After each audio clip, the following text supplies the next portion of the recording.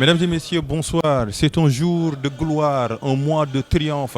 C'est là où tout a commencé, là où tout est accompli. Il y a de cela 127 ans, un homme éclairé faisait face à une armée aveugle. De l'ordre illégal naquit une odyssée maritime d'une dimension exceptionnelle.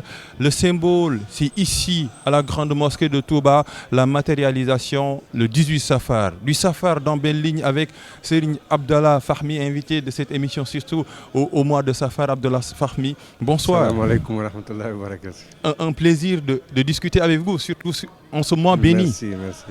Tout le plaisir est pour moi. Et ici, on est à la mosquée de Touba. Ça, c'est important. Quel symbole cette mosquée-là a, surtout dans la confrérie mouride? C'est la mosquée de Khadim Rasoul.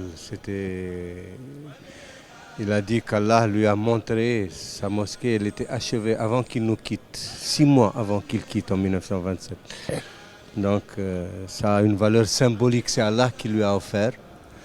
Et il avait même dit à l'époque, c'était à Dourbel, il avait dit qu'Allah lui a montré sa mosquée, elle est achevée. Et celui qui va mettre une somme de 30 francs à l'époque, il ne sera pas jugé demain. Et 30 francs à l'époque, c'était une grosse somme. Alors son frère, Mamtier Ibrahim, lui a dit, mais jusqu'à quand le délai? Il lui a dit d'ici 6 mois. Personne ne savait qu'il allait quitter dans 6 mois. Il lui a dit, mais c'est une grosse somme. Il y a beaucoup de mourides qui ne pourront pas à rallonger le délai. Il a dit jusqu'à la fin des temps. Alors c'est pour ça les mourides, je pense, tout le temps, ils font des travaux. Ils veulent toujours mettre de l'argent. On amène tout ici. Je crois.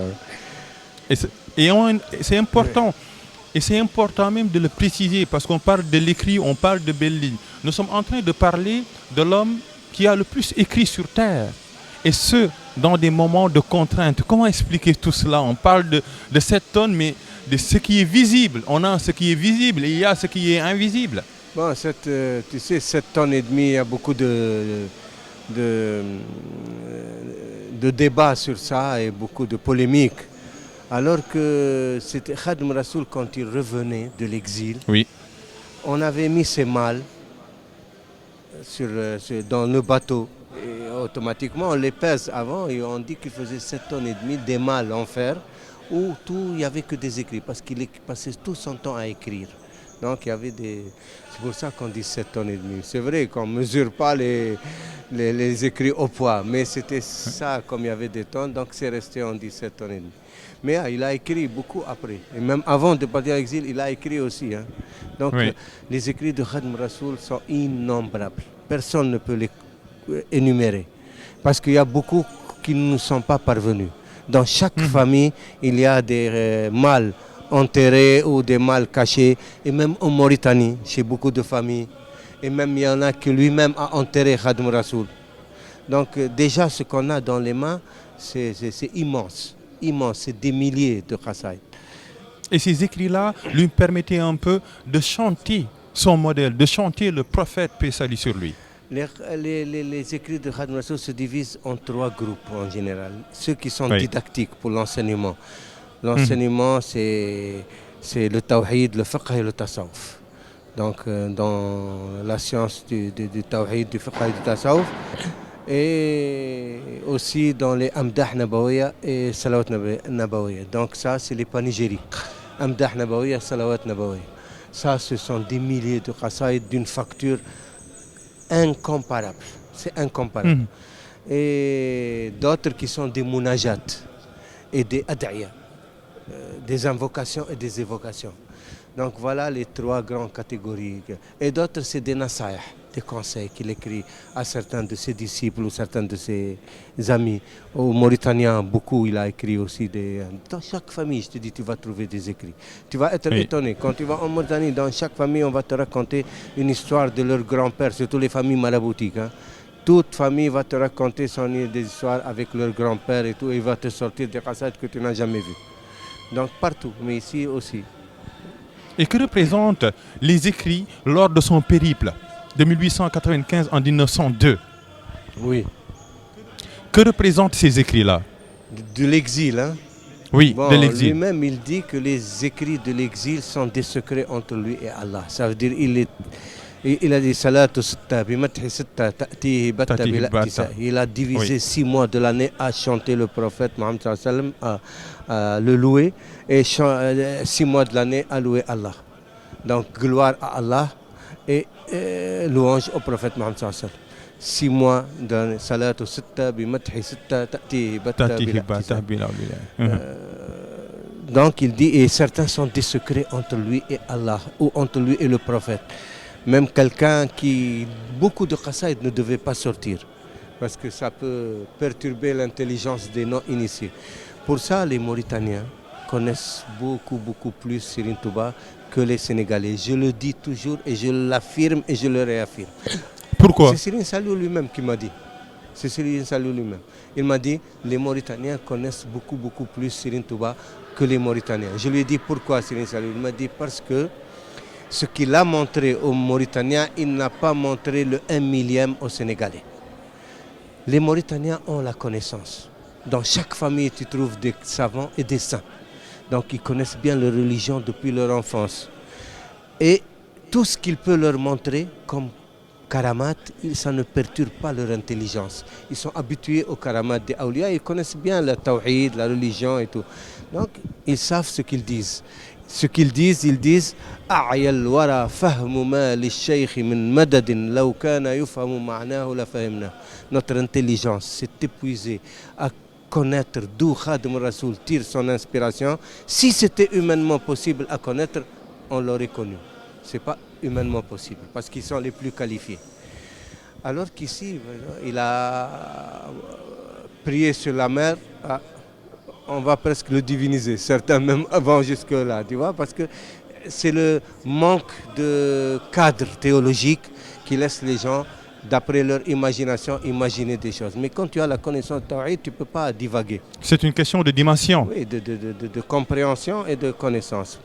Vous parlez tout à l'heure des relations entre le prophète et Cheikh Ahmadou Bamba. Est-ce que c'est la résultante un peu de cette dénomination Cheikh Ahmadou Bamba Khadim Rassoul? Oui, le secret de Khadim Rassoul, et tu sais, Khadim Rassoul, c'est un titre qu'Allah lui a donné. Allamani ar-Rahman fi as-Safina bi annani khadim dhil Madina. Le miséricordieux m'a appris sur le navire quand il partait pour l'exil que j'étais le serviteur du maître de Médine.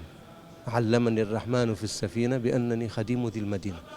Donc c'est Allah qui lui a appris qu'il était le serviteur du maître de Médine, du prophète Mohammed sallallahu alayhi wa sallam. Ce titre de Khadim Rassoul, ce n'est pas fortuit. Khadim Rassoul a aimé le prophète Mohammed sallallahu alayhi wa sallam d'une façon au-delà de toute compréhension. Il dit Khaddi wiqayatun li rijl al-Mustafa min shawkatin aw mimma yudahi al-aqrab. Ma joue est une protection pour les pieds du prophète contre une épine ou une piqûre de scorpion. Donc, il mettait sa joue comme protection pour les pieds du prophète, pour qu'il ne marche pas sur une épine ou sur... رفعنا إلى الماح الذي قد محى الحزن مديحا عجيبا يخجل السجع والوزن رضيت عن الباقي وعن خير خلقه وفي مدحه جاوزت كعبا وحسانا. J'ai agréé Allah et son prophète. Je suis satisfait d'Allah et de son prophète. رضيت عن الباقي وعن خير خلقه وفي مدحه جاوزت كعبا وحسانا. Et dans ces louanges, j'ai surpassé Ka'b et Hassan. Ka'b ibn Zuhayr et Hassan ibn Thabit, les chanteurs du prophète Mohammed sallallahu alayhi wa sallam, qui sont le modèle de tous les poètes. Rafa'na ila al-mahi. On a élevé au prophète des louanges qui défient la prose et la prosodie. C'est un défi pour les prosateurs et pour les poètes. Ces écrits Khadim Rassoul sont un défi pour les poètes et les prosateurs. Donc les Mauritaniens, comme on a dit tout à l'heure, c'est les maîtres de la langue arabe. Quand il lisait les Khasaïd Serigne Touba, il n'en revenait pas. C'est pour ça qu'il dit أعيا الورى فهم ما للشيخ من مدد لو كان يفهم معناه لفهمناه. Notre intelligence s'est épuisée à comprendre d'où Khadim Rassoul tire son inspiration. Si c'était humainement possible, on l'aurait connu. Il n'y a pas au monde un peuple qui peut rivaliser avec les Mauritaniens dans la poésie. Il y avait un poète qui était venu pour leur parler du plus grand poète de l'Orient, des derniers contemporains, Nizar Qabani. Son élève est venu en Mauritanie pour leur apprendre sur Nizar Qabani. Il a dit, je suis venu pour leur parler d'un poète, j'ai trouvé un pays où il y avait 1 million de poètes. C'est pour ça qu'on nomme la Mauritanie le pays à 1 million de poètes. Dans chaque famille, les poètes. Dans chaque famille, il y a pas les enfants, les femmes. Et ils sont ébahis un peu des écrits de Serigne Touba. Hein? Ils sont ébahis.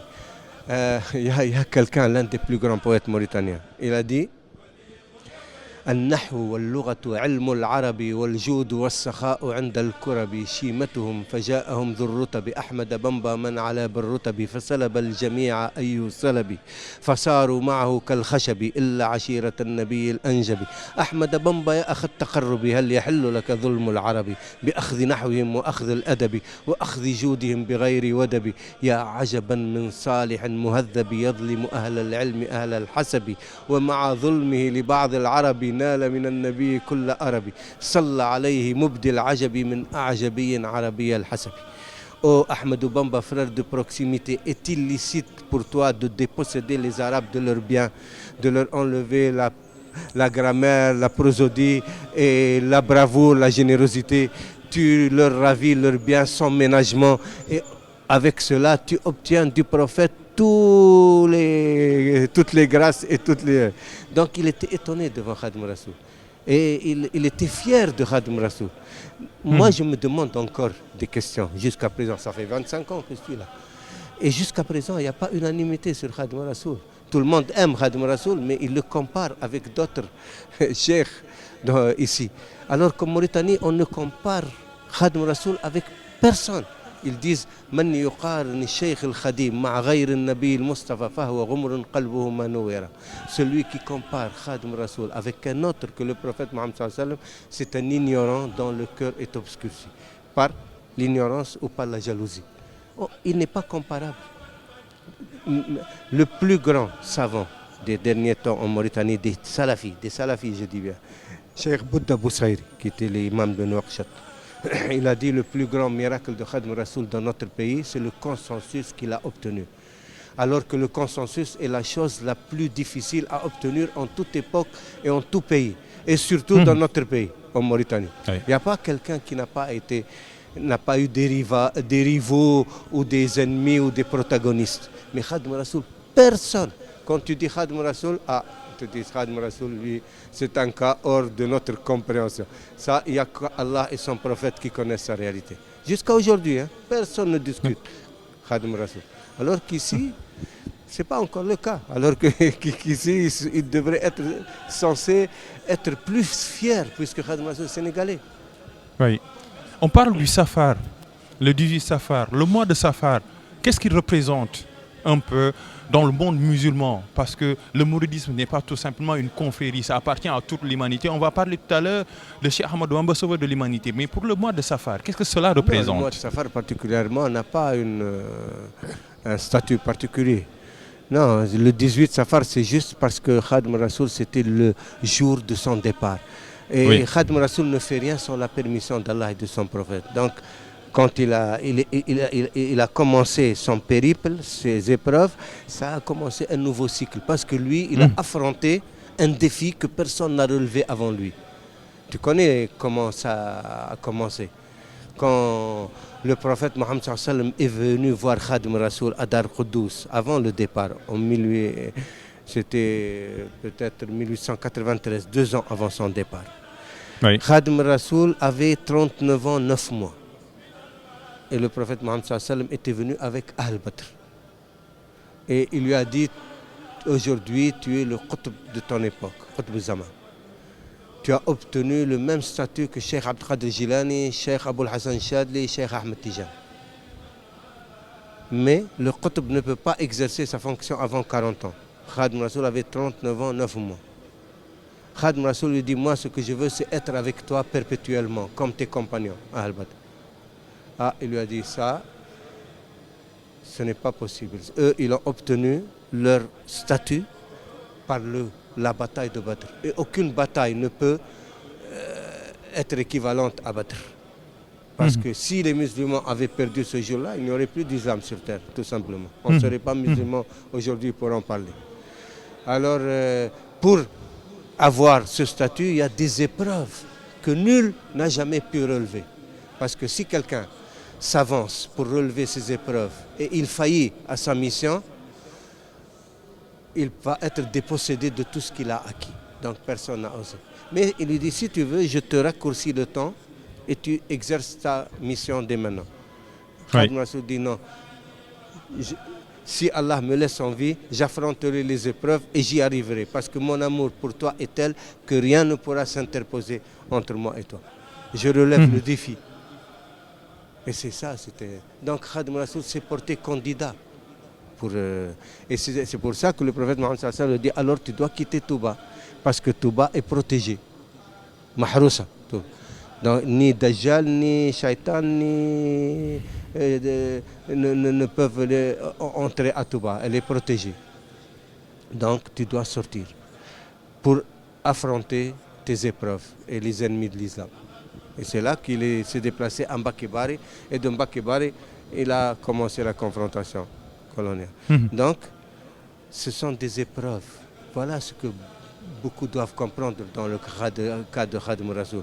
Il n'a pas obtenu son statut en étant assis sous un arbre ou dans une grotte ou dans Khilwa. Non, il avait obtenu le grade de Qutb Zaman dans la Khilwa et dans les écrits, dans les ibadat et tout, dans sa Amdah Nabawi et tout, il a obtenu. Mais le grade de Khadim Rasoul l'a obtenu dans le départ pour l'exil, en affrontant les épreuves. Quelles sont les épreuves? Ce n'est pas les épreuves des Qutb. Ce n'est pas les épreuves des Awliya, c'est les épreuves des prophètes. C'est l'exil. Ce sont des épreuves prophétiques. Oui, c'est l'exil, les tentatives de meurtre. Est-ce que les Awliya ou les Qutb sont obligés de vivre des épreuves de tentatives d'exil ou des exils ou de tentatives de meurtre? C'est le lot des prophètes. Tous les prophètes doivent vivre cela.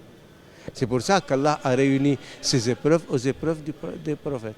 Et le prophète Mohammed sallallahu alayhi wa sallam était tellement fier de Khadim Rasoul qu'il l'a montré en exemple devant tous les prophètes réunis, depuis Sayyidina Adam jusqu'à Sayyidina Isa. باها رسول الله كل الأنبياء عليهم أزكى سلامي ربي بغربة 10 سنين بخدمي خالصة لذي الوجود والقدم. Le prophète m'a montré un exemple devant tous les prophètes réunis, depuis Sayyidina Isa jusqu'à Sayyidina Adam. Il a magnifié mon exil béni de 10 années exclusivement dédiées pour Allah et pour lui. Donc, le prophète Mohammed sallallahu alayhi wa sallam lui-même, il montre Khadim Rasoul en exemple devant tous les prophètes. Et nous, les Sénégalais, on ne montre pas Khadim Rasoul devant les autres. Je te dis, là, je me pose encore des questions jusqu'à quand les gens vont se réveiller, ce que Allah leur a accordé.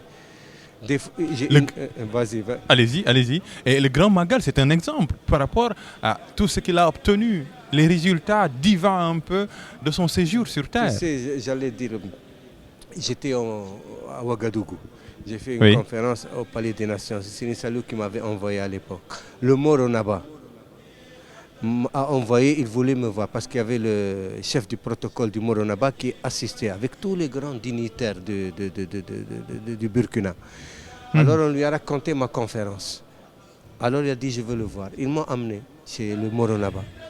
Et il m'a dit de parler. Alors j'ai résumé ce que j'ai dit. J'ai dit que Allah, ce qu'il a donné au peuple noir, c'est exactement ce qu'il a donné aux Arabes avec le prophète Mohammed sallallahu alayhi wa sallam. Est-ce que si Allah n'avait pas envoyé Mohammed sallallahu alayhi wa sallam dans les Arabes, dans le peuple arabe, est-ce que les Arabes seraient connus aujourd'hui? Avant, les Arabes vivaient dans le désert, des nomades de guerre tribale, chameaux, pâturage. Ils n'avaient aucune civilisation. Même pas d'écrit ni rien, tu vois. Donc, aucune science, vivait à l'état presque sauvage. Et à côté d'eux, les grands empires, la Perse, Byzance, l'Égypte, les empires millénaires. Donc il était complètement ignoré. Allah a envoyé parmi eux le prophète Mohammed sallallahu alayhi wa sallam. Ils sont devenus les maîtres de la civilisation universelle pendant des siècles. De Bagdad à Cordoba et tout. Maintenant, avant, on doit étudier l'arabe pour apprendre la philosophie, les mathématiques, les sciences et tout. Non? Aujourd'hui, ce que les Noirs ont avec Khadim Rassoul, s'ils savaient ce qu'il avait et qu'ils se mettaient à l'école de Khadim, ils seraient devant l'humanité. C'est là que tu me dis le rôle qu'il a pour l'humanité. Parce que Khadim Rassoul, Allah l'a choisi comme une miséricorde pour les humains. Pour le prophète Mohammed sallallahu alayhi wa sallam. Il dit Khadim Rassoul, أمة المصطفى عن كل مفسدة ولترحم الخلق يا من جدهم بدأ يا مالك الملك يا من جل عن قود ارحم جميع الورى يا هادي ردأ. Éloigne la communauté du prophète de tout péril et protège-les et enveloppe-les dans ta miséricorde. C'est toi qui les as amenés à l'existence, ô maître du trône.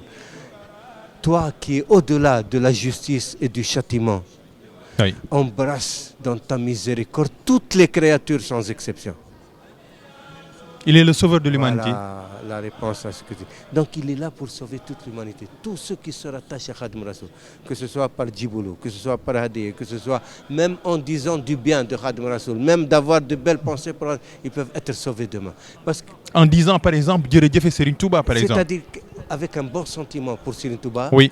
Allah peut-être va les... Parce que Allah aime Khadim Rassoul et le prophète Mohammed sallallahu alayhi wa sallam aime Khadim Rassoul au-delà de tout ce qu'on peut imaginer. Khadim Rassoul dit كتب الله سبحانه وتعالى أني أحب إليه ولي رسول الله صلى الله عليه وسلم ممن سواي. Allah subhanahu wa ta'ala a décrété que je suis le plus aimé de lui et du prophète Mohammed sallallahu alayhi wa sallam plus que qui que ce soit dans la création. كتب الله سبحانه وتعالى أن الملائكة تحبني حب الذات. Allah subhanahu wa ta'ala a décrété que les anges, que les anges des cieux m'aiment plus que leur propre être.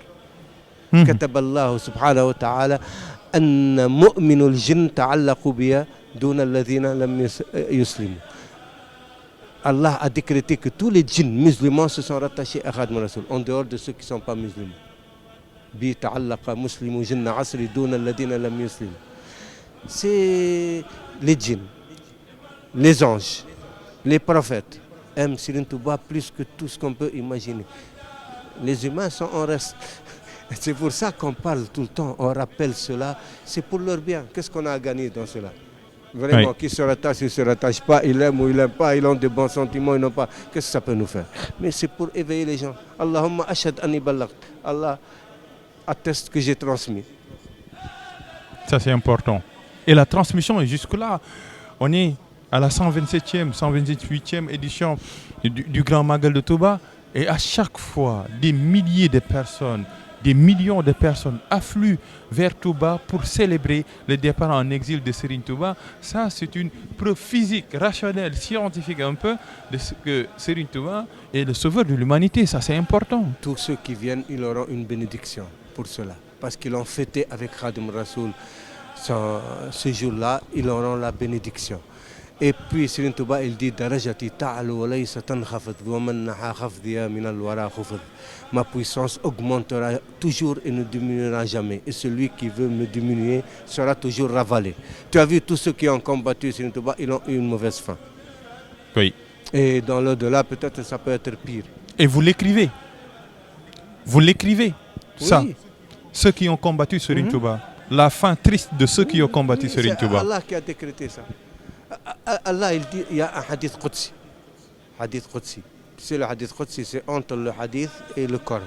Ça veut dire c'est Allah qui parle, mais par la langue du prophète Mohammed sallallahu alayhi wa sallam. Le prophète Mohammed sallallahu alayhi wa sallam, il dit, votre Seigneur dit, Man aada li waliyan faqad adantu bil harb. Celui qui combat l'un de mes élus, je lui déclare la guerre. C'est Allah qui lui déclare la guerre.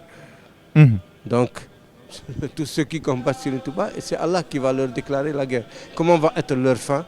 Mauvaise fin. Ça, c'est sûr. Il n'y aura pas de fin. Et forcément, c'est le début même du commencement. Parce qu'on ne peut pas parler de Serigne Touba, pas parler de sans parler de celui qu'il représente aujourd'hui, Serigne Mountakha, de par sa dimension sociale, mais également par sa dimension religieuse actuellement. C'est moi, quand je suis venu en 97, c'était Serigne Saliou Mbacké. J'ai fait mon djiboula avec Serigne Saliou Mbacké, j'ai fait avec lui jusqu'à son départ, et 11 ans. Et après, je n'avais plus de visibilité. Donc je suis resté à l'écart un peu, j'allais en Europe, je venais pour les Magal ou pour des conférences. Mais quand j'ai rencontré Serigne Mountakha, c'était en 2012. À Taverny, à la maison de Serigne Saliou à Taverny. Et dès que je parlais avec Serigne Mountakha, c'est comme si je parlais avec Serigne Saliou. Je sentais comme, je dis, ah, Serigne Touba, Serigne Saliou ne me laisse pas. On dirait que Serigne Saliou est revenu me parler en Serigne Mountakha. Je dis, Serigne Mountakha, je sens comme si je suis avec Serigne Saliou. J'ai fait mon djiboula avec Serigne Saliou, avec Serigne Mountakha, 2012. Et je vis avec Serigne Mountakha jusqu'à présent et je ne vois aucune différence entre Serigne Saliou et Serigne Mountakha. Serigne Mountakha lui-même, il me dit, moi quand les 5 étaient vivants, Serigne Abdel Had, Serigne Abdel Qadir, Serigne Chouaib, Serigne Murtada et Serigne Saliou. Serigne Mountakha disait, Serigne Abdel Had c'est mon khalife, Serigne Abdel Qadir c'est mon imam, Serigne Chouaïbou, c'est mon père. Serigne Murtada, c'est mon ami et mon frère. Serigne Saliou, c'est mon cheikh. Il m'a dit, moi, je ne m'aimais pas que là où a mis Serigne Saliou, c'est pas. Donc, voilà comment moi je vois Serigne Mountakha. C'est exactement la même réalité que Serigne Saliou. C'est l'amour. Il n'y a dans son cœur que Serigne Touba. C'est ce que était Serigne Saliou. Dans leur cœur, il n'y a que Serigne Touba. Ils vivent pour Serigne Touba, de la tête aux pieds, du cœur. Tout ce qu'il est là, lui n'existe pas en tant que personne. Pour lui, il n'y a que Serigne Touba. On va terminer avec les Khassaïd, ça c'est important.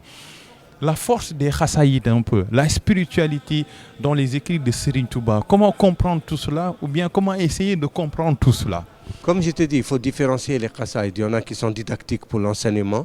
Khadim Rassoul, il dit sur cela, Faqat Khassaïdi shuyukh at-tarbiya wa kullu khayrin wa shuyukh at-tarq. Mes Khassaïd surpassent tous les cheikhs de la tarbiya, ainsi que tous les biens et les cheikhs de la tarq. Parce que quand tu appliques ce que Serigne Touba te dit dans ses Khassaïd, tu n'as pas besoin d'autre chose. Ça surpasse tous les cheikhs de la tarbiya et de la tarq. Tu n'as qu'à faire ce que Serigne Touba te dit. Il y a les Khassaïd qui sont panégyriques, les Khassaïd de Amdah Nabawi. Cela, tu obtiens au-delà de tout ce que tu peux imaginer, parce que ce sont des prières sur le prophète Mohammed sallallahu alayhi wa sallam et des louanges, Amdah Nabawi, c'est ce que chantent les Khassaïd, les mourides dans les cours. Ça, il y a le grand secret des prières sur le prophète Mohammed sallallahu alayhi wa sallam, où Allah dit dans le Coran, Inna Allah wa malaikatahu yusalluna ala an-nabi ya ayyuhalladhina amanu sallu alayhi wa sallimu taslim. Allah et ses anges prient sur le prophète. Ô vous qui croyez, pas tout le monde. Ô vous qui croyez, ceux qui croient, ô vous qui croyez, priez sur lui et saluez-le les meilleures salutations. Les grands savants et saints ont compris ce verset et ils se font la compétition dans les prières sur le prophète Mohammed sallallahu alayhi wa sallam. Il y a beaucoup de nos frères salafistes qui disent ah non, il faut prier avec les formules qui ont été rapportées par la hadith.